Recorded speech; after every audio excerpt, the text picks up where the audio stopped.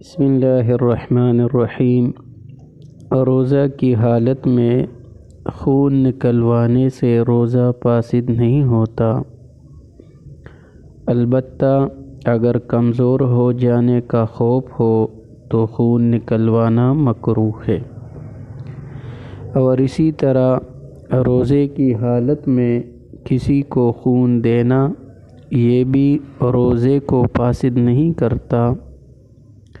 البتہ اگر کمزوری لاحق ہونے کا خطرہ اور اندیشہ ہو تو پھر روزے کی حالت میں خون دینا یہ مکروہ ہے، اور کراہت بوجہ روزے کی طاقت باقی نہ رہنے کی ہے۔ واضح رہے کہ حالت روزہ میں کسی چیز یا اس کے اثرات کے محتاط ذرائع سے بدن میں داخل ہو کر پیٹ یا دماغ تک پہنچنے سے روزہ ٹوٹ جاتا ہے۔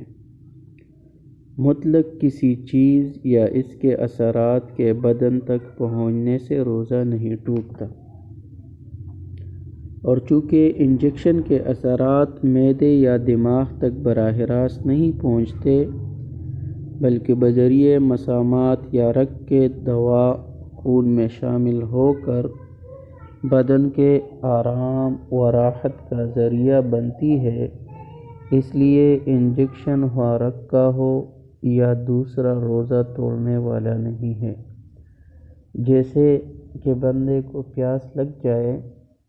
اور وہ اپنے بدن کو مسامات کے ذریعے ٹھنڈک پہنچا دے تو اس سے روزہ نہیں ٹوٹتا، تو اسی طرح انجیکشن سے بھی روزہ نہیں ٹوٹتا۔ تاہم روزے کی حالت میں بلا ضرورت رگ والے انجیکشن سے حتی الامکان اجتناب کرنا چاہیے۔